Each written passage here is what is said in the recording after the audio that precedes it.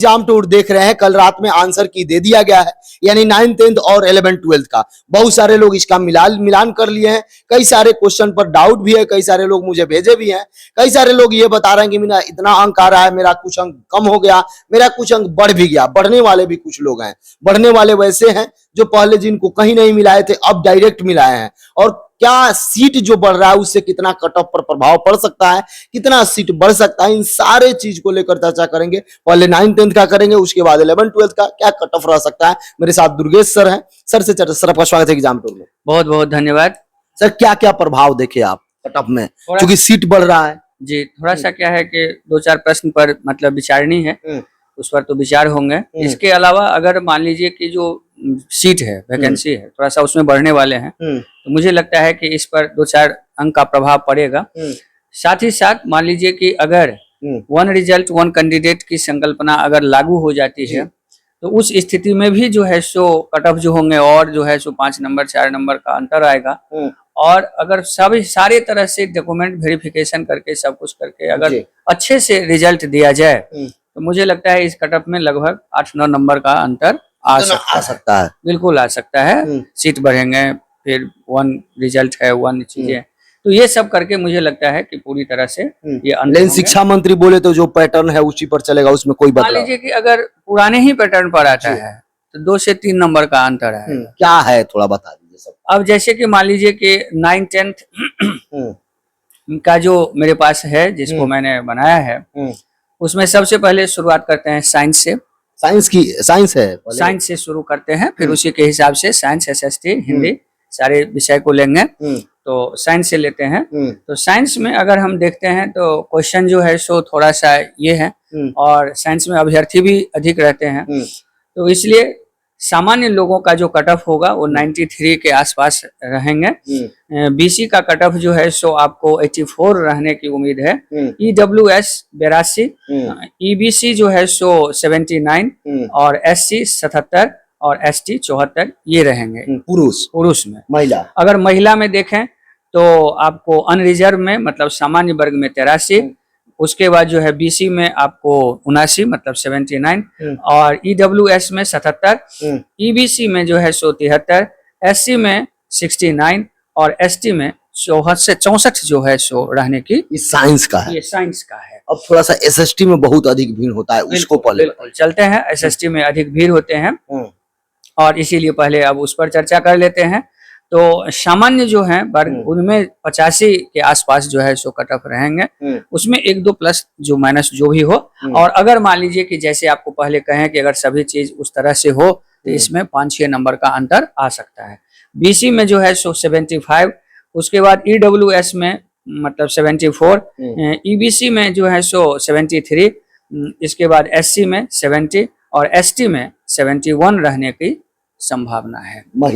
महिला में जो है सो आपको 75 अनरिजर्व में, BC में आपको 69, EWS में 68, EBC में जो है 65 और SC में 62 और ST में 55 रहने की जो है सो ये मेरा अपना उम्मीद है। मैथ में थोड़ा सा कट ऑफ आ ही जा रहा है। मैथ में कट ऑफ होता है क्योंकि क्वेश्चन जो था थोड़ा सा ये आसान था, और इसके कारण जो है उसमें देखेंगे तो सामान्य वर्ग में 98 में आपको उससे कम नहीं रहेंगे। इसमें प्लस माइनस कितना हो सकता है? माइनस अगर मान लीजिए कि अगर नए पैटर्न पर हो तो इसमें 5 प्लस माइनस हो सकते हैं। अगर पुराने पैटर्न पर हो तो 1 से 2 माइनस हो सकते हैं।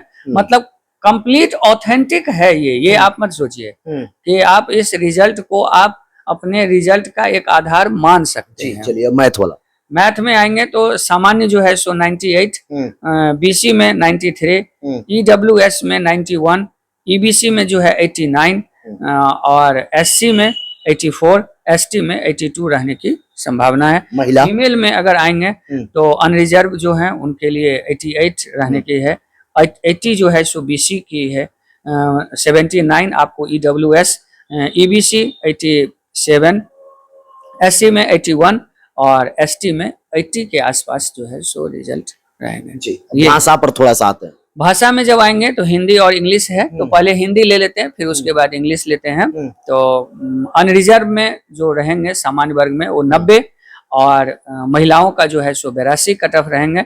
बीसी में जो है सो आपको 84 और महिलाओं के 80। ईडब्ल्यूएस में आपको 83 और महिलाओं के लिए 78। ईबीसी में जो है सो 81 महिलाओं के लिए 75।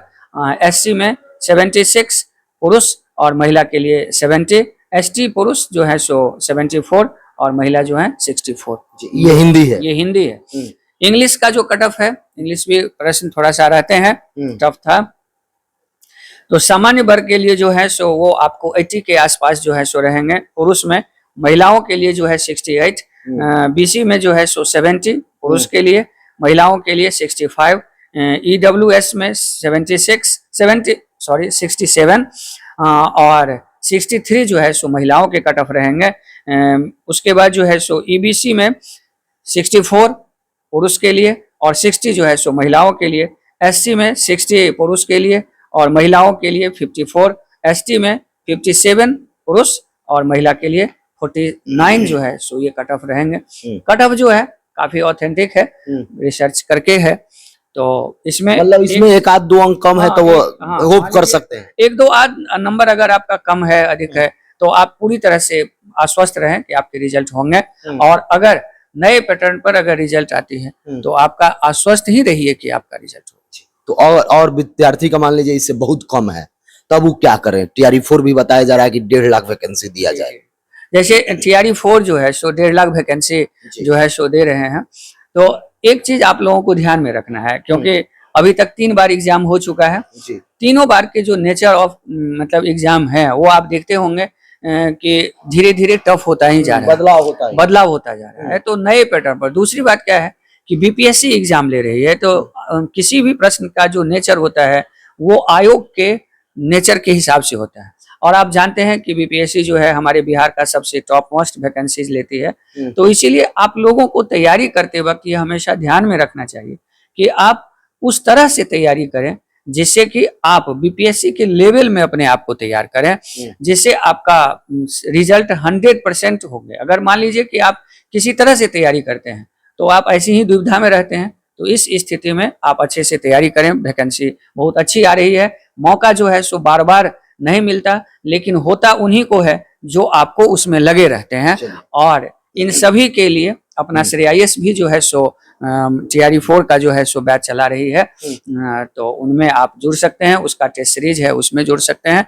जहां कहीं से भी आपकी रिजल्ट हो, हम इसकी शुभकामना देते हैं। चयन आपका है कि आप क्या करते हैं। बहुत बहुत धन्यवाद। बहुत बहुत धन्यवाद।